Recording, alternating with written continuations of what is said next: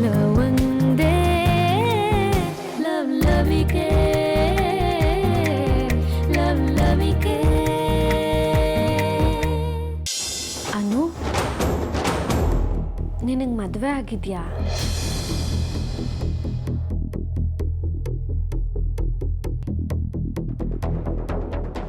ಹೌದು. ನಿನ್ನ ಗಂಡ ಯಾರು? ನನ್ನ ಗಂಡನೇ. ಹಾ, ಅದನ್ನೇ ಕೇಳಿದ್ದು. ಯಾರವನು? ಎಲ್ಲಿದ್ದಾನೆ?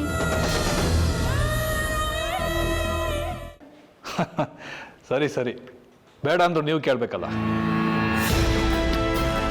ಆಯ್ತಾಯ್ತು, ಹೆಸರು ಹಾಕಿ ಪರವಾಗಿಲ್ಲ. ಆದರೆ ಕಾರ್ಯಕ್ರಮ 9:00 ಶುರುವಾಗ್ತಾರೆ ನೋಡ್ಕೊಳ್ಳಿ. ಮಧ್ಯಾಹ್ನ ಇನ್ನೊಂದು ಮೀಟಿಂಗ್ ಫಿಕ್ಸ್ ಆಗಿದೆ. ಹೌದು ಹೌದು, ಇಲ್ಲ ಟ್ರಾನ್ಸ್ಪೋರ್ಟ್ ನಾನೇ ನೋಡ್ಕೋತೀನಿ. ಇನ್ನೊಬ್ರು ಗೆಸ್ಟ್ ಯಾರು? ಹೇಗಾದರೂ ಇವನ್ ತಲೆ ಕೆಡಿಸ್ಬೇಕು. ನನ್ನ ಮತ್ತು ಅಶ್ವಿನಿ ಯೋಚನೆ ಇವನ್ ತಲೆಗೆ ಬರಬಾರ್ದು. ಹಾಗೆ ಮಾಡಬೇಕು.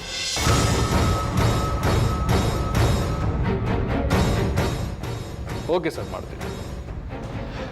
ಮಾವ ಬರಪ್ಪ. ರಾಕೇಶ, ಏನು ಸಿಕ್ಕಾಪಟ್ಟೆ ಬ್ಯುಸಿ ಆಗಿದ್ಯಾ? ತುಂಬ ಓಡಾಡ್ತಿದ್ಯಾ? ಓಡಾಡಲೇಬೇಕಲ್ಲ ಮಾವ, ಇಲ್ಲಾಂದರೆ ಯಾವ ಕೆಲಸನೂ ನಾವು ಅಂದ್ಕೊಂಡು ಹಾಗೆ ನಡೆಯೋದೇ ಇಲ್ಲ. ಕರೆಕ್ಟಾಗಿ ಹೇಳಿದ್ಯಾ ನೋಡು. ನಮ್ಮ ಕೆಲಸ ಆಗಬೇಕು ಅಂತಂದರೆ ನಾವು ಬೆನ್ನು ಹತ್ತಬೇಕು. ಆವಾಗಲೇ ಆಗಲ್ಲ ಅನ್ನೋ ಕೆಲಸ ಬಂದು ನಮ್ಮ ಕಾಲಡಿಗೆ ಬೀಳುತ್ತೆ. ಹೌದು ಮಾವ. ಡೆಲ್ಲಿಗೆ ಫ್ಲೈಟ್ ಬುಕ್ ಆಗಿದೆ. ಡೆಲ್ಲಿಗೆ ಹೋಗೋ ದಿನ ಕೂಡ ಇದೇ ಥರ ಬ್ಯುಸಿ ಆಗಿಬಿಡ್ಬೇಡ. ಅಲ್ಲ, ಮರ್ತು ಹೋಗಿ ಒಂದೊಂದ್ಸರಿ ಆಗ್ಬಿಡುತ್ತೆ ಅಂತ. ಖಂಡಿತವಾಗ್ಲಿಲ್ಲ ಮಾವ, ನೆನಪಲ್ಲಿ ಇಟ್ಕೊಂಡೇ ಇಟ್ಕೋತೀನಿ. ಅದು ನೀವು ಅಳಿಯನ ಮನೆಗೆ ಬರ್ತೀರಾ ಅಂತಂದರೆ ನನಗೂ ಅಶ್ವಿನಿಗೂ ಒಂಥರ ರೋಮಾಂಚನವಾದ ವಿಷಯ. ಇನ್ಫ್ಯಾಕ್ಟ್ ಆ ದಿನ ನಾಳೆನೇ ಬರಲಿ ಅಂತ ಕಾಯ್ತಿದ್ದೀನಿ. Very good very good. ಕೂತ್ಕೋ, ಬಂದೆ. ಹಾಂ.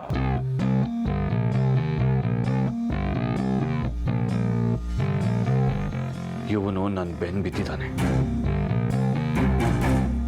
ಇನ್ನು 9 ದಿನ ಇರೋದು. ಆವತ್ತು ನನ್ನ ತಲೆ ಮೇಲೆ ಇವನ ಕೈಲಿರೋ ಕತ್ತಿ ನೇತಾಡೋಕೆ ಶುರುವಾಗುತ್ತೆ. ಅದಕ್ಕಿಂತ ಮುಂಚೆ ಸಿಂಧು ಏನೂ ಆಗಬೇಕು. ಅಕಸ್ಮಾತ್ ಅದು ನಡೀದೆ ಹೋದ್ರೆ?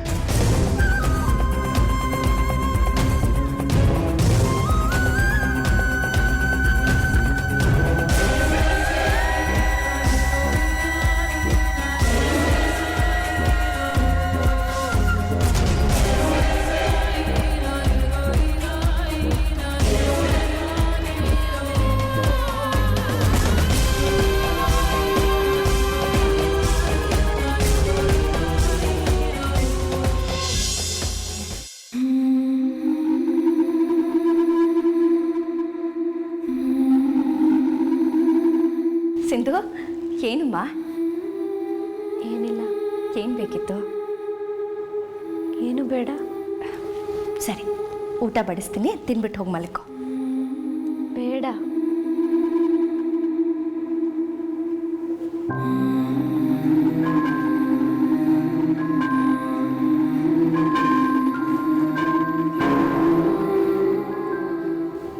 ನೀವು ಈ ಮನೆಗೆ ಏನಾಗಬೇಕು? ಈ ಮನೆ ಕೆಲಸದೋಳಂತೂ ಅಲ್ಲ. ನೋಡಿದ್ರೆ ಗೊತ್ತಾಗತ್ತೆ ನೀವು ಕೆಲಸದೋರಲ್ಲ. ನಿಮಗೂ ನನಗೂ ಏನು ಸಂಬಂಧ? ನೀವು ನನಗೇನಾಗಬೇಕು? ನಿಮ್ಮನ್ನು ನಾನು ತುಂಬ ಸಲ ನೋಡಿದ್ದೀನಿ ಅನಿಸುತ್ತೆ. ನೋಡಿರ್ತೀಯ. ನಾನು ಈ ಮನೆ ಯಜಮಾನ್ರ ಹೆಂಡತಿ. ಯಜಮಾನ? ಈ ಮನೆ ಯಜಮಾನ ಒಬ್ಬನೇ ಅಲ್ವಾ? ಲಕ್ಕಿ. ಲಕ್ಕಿ ನಿನಗೇನಾಗಬೇಕು? ಲಕ್ಕಿ ಗಂಡ. ಲಕ್ಕಿ ಅಮ್ಮ ನಿನಗೇನಾಗಬೇಕು? ಅಮ್ಮ. ಅಮ್ಮ ನಿನ್ನ ಗಂಡನಿಗೆ. ನಿನಗೆ? ಅಮ್ಮ. ಇವಳನ್ನ ತಿಳ್ಕೊಳ್ಳೋದಕ್ಕಾಗ್ತಾ ಇಲ್ಲ. ನಾನು ಹೇಳಿದ್ದು ಇವಳಿಗೆ ಗೊತ್ತಾಗ್ತಾ ಇಲ್ಲ. ನೀವ್ಯಾರು? ಇಲ್ಲೇ ಯಾಕಿರ್ತೀರಿ? ನಿನ್ನನ್ನು ನೋಡ್ಕೊಳ್ಳೋದಕ್ಕೆ ನಾವೆಲ್ಲರೂ ಇಲ್ಲಿದ್ದೀವಿ. ಹೌದಾ? ಅವಳಿದ್ದಾಳಲ್ಲ ಕೆಲಸದವಳು, ಅವಳಿಗೆ ನೀವೇನಾದರೂ ಆಗಬೇಕಾ? ಹೌದು. ಏನಾಗಬೇಕು? ಅವಳು ನನ್ನನ್ನು ಅಮ್ಮ ಅಂತ ಕರೀತಾಳೆ.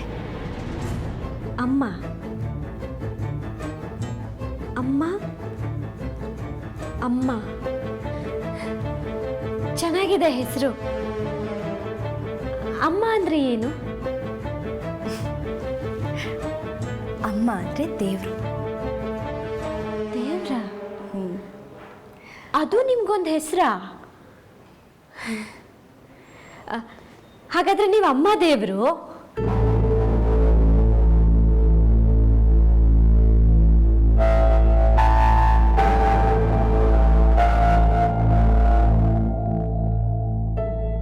ಕೆಲ್ಸದೋಳೆ ಬಾಯಲ್ಲಿ.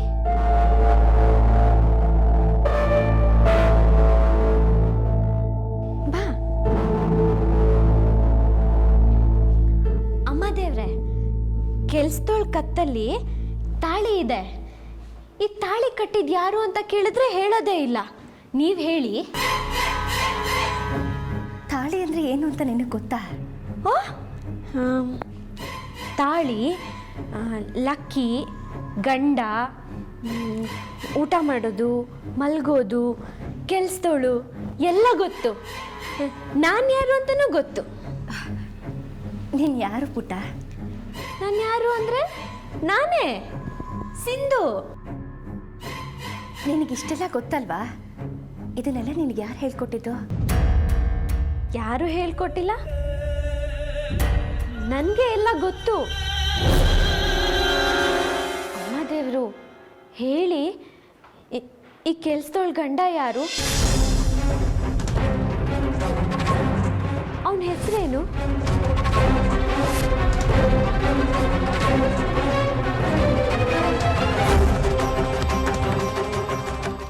ಸೌಮಿತ್ರಿ.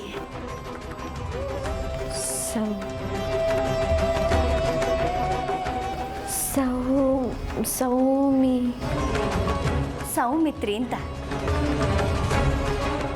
ಅಂದರೆ ಶ್ರೀರಾಮನ್ ತಮ್ಮ. ನಿನ್ಗಷ್ಟು ಹೇಳೋದಕ್ಕಾಗ್ಲಿಲ್ವಾ? ಎಷ್ಟು ಸಲ ಕೇಳಿದೆ ನಾನು. ಶ್ರೀರಾಮನ್ ತಮ್ಮ ನಿನ್ ಗಂಡನಾ? ಹೌದಮ್ಮ, ಶ್ರೀರಾಮನ್ ತಮ್ಮ. ನೀವು ನಿಜ ಹೇಳ್ತಿದ್ದೀರಾ? ಶ್ರೀರಾಮನ್ ತಮ್ಮನೇ ಈ ಕೆಲ್ಸದೋಳ್ ಗಂಡನ? ಅವನೇ. ಸಿಂಧು, ನೀನು ಪದೇ ಪದೇ ಇವಳನ್ನ ಕೆಲಸದೋಳು ಅಂತ ಕರಿಬಾರ್ದು, ಅನು ಅಂತ ಕರಿ. ಸರಿ. ಅನು ಅಂದ್ರೆ ಏನು? ಅನು ಅಂದರೆ ಕೆಲಸದೋಳು ಅಂತಾನೆ, ಎರಡೂ ಒಂದೇ. ನೋಡು, ನೀನು ಅವಳನ್ನ ಅನು ಅಂತ ಕರಿ, ನಿನಗೂ ಸುಲಭ ಆಗುತ್ತಲ್ವಾ? ಸರಿ, ಅನು.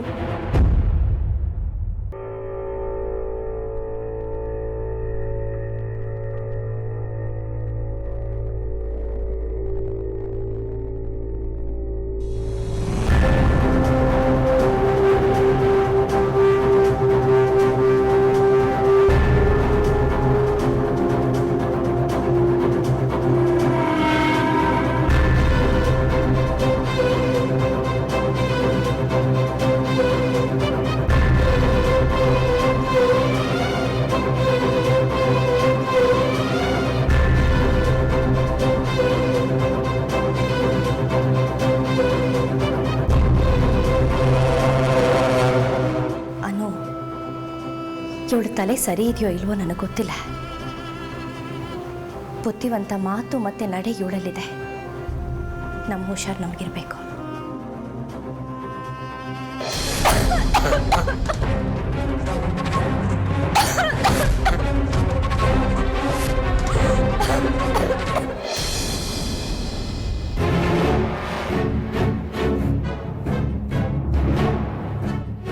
ಏನೂ ಆಗದೆ ಇದ್ರೆ ಇವನನ್ನು ಬಳಸ್ಕೋಬೇಕು. ಇವನ ಕೈಯಲ್ಲಿ ಏನು ಮಾಡೋಕ್ಕಾಗಲ್ಲ. ಸುಲಭವಾಗಿ ಏನಾದರೂ ಮಾಡಬಹುದು. ಬುದ್ಧಿವಂತ, ಆದರೆ ಚಾಲಾಕಿ ಅಲ್ಲ. ಇವನಿಗೇನಾದರೂ ಹೆಚ್ಚು ಕಡಿಮೆ ಆದರೆ ಜಾನಕಿರಾಮ ಒಂದಷ್ಟು ದಿನ ಚೇತರಿಸ್ಕೊಳ್ಳೋದಿಲ್ಲ. ವ್ಯವಹಾರಗಳನ್ನು ನೋಡ್ಕೊಳ್ಳೋನು ಇವನೇ. ಒಂದು ಕಡೆ ಮಗನಿಗೆ ಹೀಗಾಯ್ತಲ್ಲ ಅನ್ನೋ ಸೆಂಟಿಮೆಂಟು, ಇನ್ನೊಂದು ಕಡೆ ವ್ಯವಹಾರದ ತಲೆನೋವು. ನಾನು ಒಂದಷ್ಟು ಕಾಲ ರಿಲ್ಯಾಕ್ಸ್ ಆಗೋದಕ್ಕೆ ಇಷ್ಟು ಸಾಕು. ಶ್ರೀರಾಮ, ನಿನಗೇನಾದರೂ ನನ್ನಿಂದ ತೊಂದರೆ ಆದರೆ ಸಾರಿ, ಕ್ಷಮಿಸ್ಬಿಡು. ನಿನ್ನ ಲಕ್ ಚೆನ್ನಾಗಿದ್ದರೆ 1 ವಾರದೊಳಗೆ ಸಿಂಧುಗೇನಾದರೂ ಆಗಬೇಕು. ಸಿಂಧು, ಶ್ರೀರಾಮ 2 ಎಸ್ಸಿಂದನೇ ಆರಂಭ. ನಿಮ್ಮಿಬ್ಬರಲ್ಲಿ ಯಾರಾದರೂ ಸರಿ, ನನಗೂ ಎಸ್ಸೆ.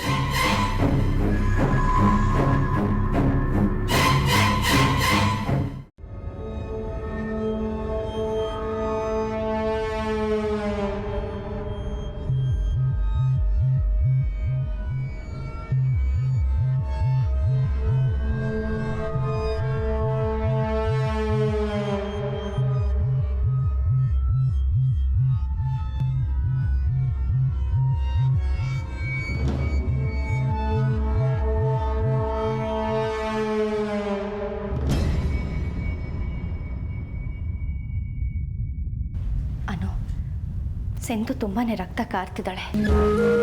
ಹೇಗೆ ಆದರೆ ಕಷ್ಟ ನಮ್ಮ. ಹೌದತ್ತೆ, ಯಾವುದಕ್ಕೂ ಆಸ್ಪತ್ರೆಗೆ ಕರ್ಕೊಂಡು ಹೋಗೋಣವಾ? ಆಸ್ಪತ್ರೆಯಲ್ಲಿ ಏನೂ ಪ್ರಯೋಜನ ಇಲ್ಲ ಅಂತ ತಾನೆ ನೀವು ಮನೆಗೆ ಕರ್ಕೊಂಡು ಹೋಗಿ ನೋಡ್ಕೊಳ್ಳಿ ಅಂತ ಕಳಿಸ್ಕೊಟ್ಟಿರೋದು. ಅಲ್ಲಿ ಕರ್ಕೊಂಡು ಹೋಗಿ ಏನೂ ಪ್ರಯೋಜನ ಇಲ್ಲ. ಆದರೂ ಅತ್ತೆ, ನಮ್ಮ ನೆಮ್ಮದಿಗೆ. Lucky, lucky. ಅನು, ಲಕ್ಷ್ಮಣ ಆಫೀಸಿಂದ ಬಂದಿದ್ದಾನ? ಬಂದಿದ್ದಾರೆ. ಅವ್ರಿಗೆ ಸಿಟ್ಟು, ಸಿಂಧು ವಿಚಾರದಲ್ಲಿ ಅವ್ರು ಹೇಳಿದಾಗ ನಾನು ಕೇಳ್ತಿಲ್ಲ ಅಂತ. ಅದಕ್ಕೆ ಮೇಲೊಬ್ಬರೇ ಕೂತಿದ್ದಾರೆ. ಲಕ್ಕಿ,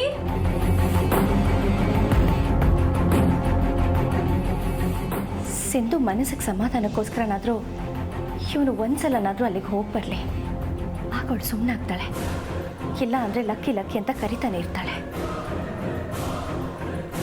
ಪಾಪ ಅತ್ತೆ ಸಿಂಧು. ನನಗೂ ಹಾಗೆ ಅನ್ನಿಸ್ತಿದೆ ಅನು. ಏನು ಪಾಪ ಮಾಡಿದಾಳೆ ಅಂತ ದೇವ್ರಿಂದ ಶಿಕ್ಷೆ ಅವಳಿಗೆ ಕೊಡ್ತಿದ್ದಾನೆ. ಕಿರೋ, ನಾನೇ ಲಕ್ಷ್ಮಣ್ ಹತ್ರ ಹೋಗಿ ಅವನನ್ನು ಕಳಿಸ್ಕೊಡ್ತೀನಿ.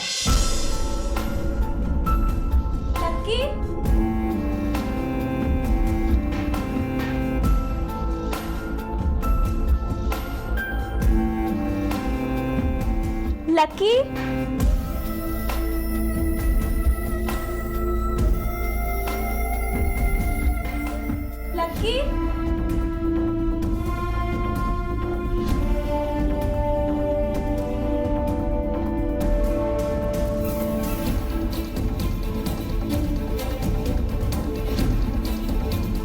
ಲಕ್ಕಿ.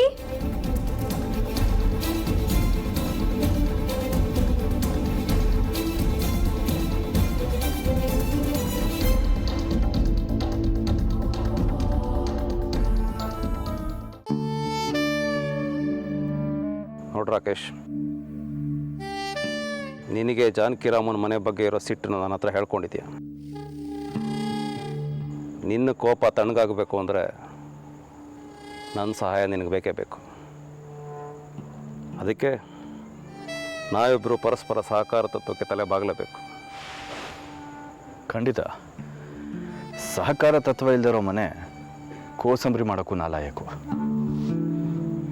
ಹೇಳಿ ಸರ್, ನಿಮ್ಮ ತಂಗಿ ಬಗ್ಗೆ ಏನು ನಿರ್ಧಾರಕ್ಕೆ ಬಂದ್ರಿ? ಅದಕ್ಕಿಂತ ಮುಂಚೆ ಯಾವ ಕೆಲಸ ಆಗಬೇಕು ಅಂತ ನಾನು ನಿರ್ಧಾರ ಮಾಡಿದ್ದೀನಿ.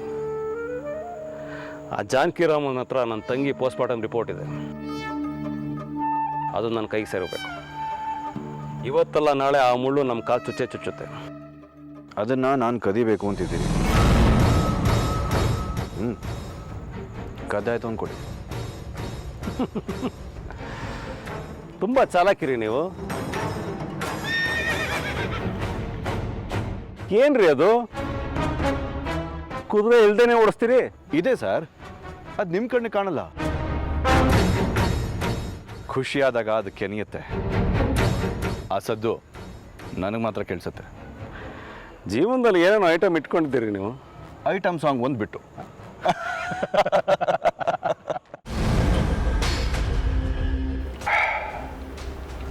ರಾಕೇಶ್, ನಿಜ ಹೇಳ, ಅನ್ನೋ ನಿಜವಾಗ್ಲೂ ಅನ್ಯಾಯ ಮಾಡ. ನಾನು ತುಂಬ ಇಷ್ಟಪಟ್ಟಿದ್ದೆ. ಇನ್ಫ್ಯಾಕ್ಟ್ ಅವಳು ಹೈಸ್ಕೂಲ್ ಇದ್ದಾಗಲೇ ನಾನು ಇಷ್ಟಪಟ್ಟೆ. ನನಗೆ ಮೂರು ಸಲ ಸ್ಟೇಷನಿಂದ ಸ್ಟೇಷನ್ಗೆ ಟ್ರಾನ್ಸ್ಫರ್ ಆದಾಗಲೂ ಅವ್ರ ಅಪ್ಪನೂ ನನ್ನ ಜೊತೆ ಟ್ರಾನ್ಸ್ಫರ್ ಮಾಡಿಸ್ಕೊತಿದ್ದೆ, ಕನೆಕ್ಷನ್ ತಪ್ಪೋಗಬಾರ್ದು ಅಂತ. ಯಾವಾಗ ಅವಳು ನನಗೆ ಎದುರು ಬೀಳಕ್ಕೆ ಹೊಟ್ಲ, ಅವಳ ಮೇಲೆ ಇದ್ದಿದ್ದು ಸಿಟ್ಟನಲ್ಲ ಅವ್ರ ಅಪ್ಪನ ಮೇಲೆ ತೀರಿಸ್ಬಿಟ್ಟೆ.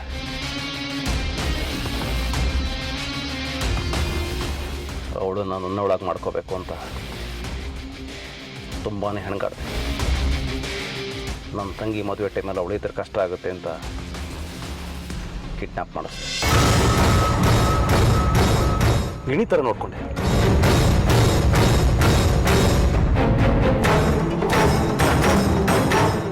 ಸಾರಿ, ಇದೆಲ್ಲ ಆಫ್ ದ ರೆಕಾರ್ಡ್ಸ್. ಪ್ಲೀಸ್ ಯಾರಿಗೂ ಹೇಳೋಕೋಬೇಡಿ.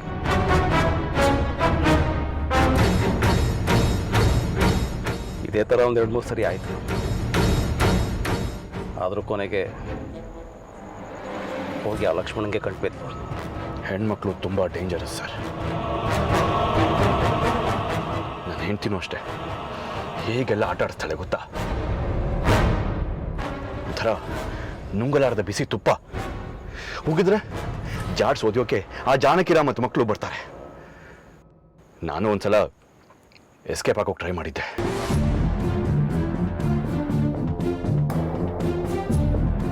ನಿಮ್ಮ ಡಾರ್ಲಿಂಗ್ ಅನ್ನೂನೆ ನನ್ನನ್ನು ಮಟ್ಟ ಹಾಕ್ಬಿಟ್ಲು.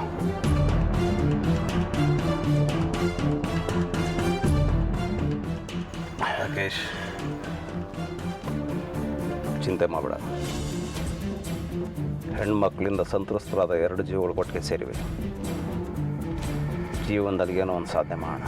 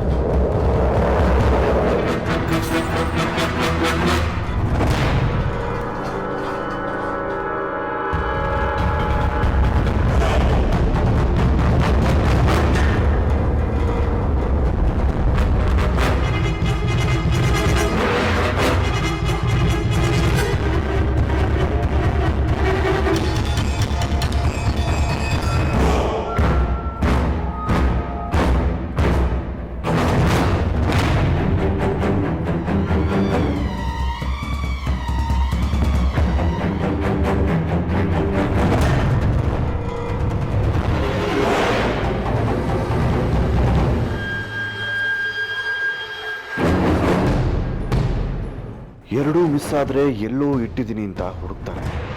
ಒಂದೇ ಮಿಸ್ ಆದರೆ ಯಾರೋ ಎಗರಿಸಿದ್ದಾರೆ ಅನ್ಕೋತಾರೆ. ಯಾವುದಕ್ಕೂ ಎರಡನ್ನೂ ಎಗರಿಸಿದ್ರೇ ಸೇಫ್.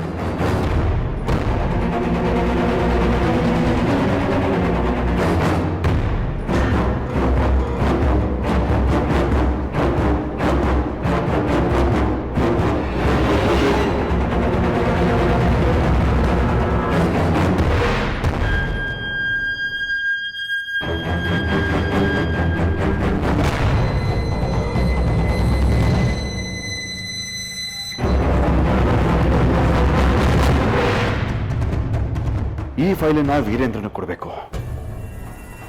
ಯಾವುದಕ್ಕೂ ಇದರ ಒಂದು ಕಾಪಿನ ನಾನು ಇಟ್ಕೋಬೇಕು. ಮುಂದಕ್ಕೆ ಕೆಲ್ಸಕ್ಕೆ ಬರ್ಬೋದು. ವೀರೇಂದ್ರನ ಕೈಗೆ ಸಿಕ್ಕಿದ ತಕ್ಷಣ ನನ್ನ ಬಗ್ಗೆ ಗೌರವ ಹೆಚ್ಚಾಗುತ್ತೆ. ಅದು ಒಂದಿನ ಕೆಲ್ಸಕ್ಕೆ ಬರುತ್ತೆ.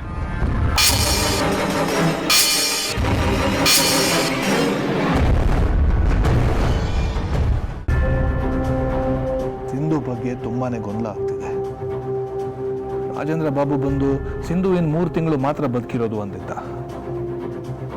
ಸಿಂಧು ಬಾಯಲ್ಲಿ ರಕ್ತ ಬರ್ತಿರೋದು, ಕೆಲವೊಂದು ಸಾರಿ ಏನೂ ಆಗಿಲ್ಲ ಅನ್ನೋ ಥರ ಇರೋದು ಒಂದು ಅರ್ಥ ಆಗ್ತಿಲ್ಲ.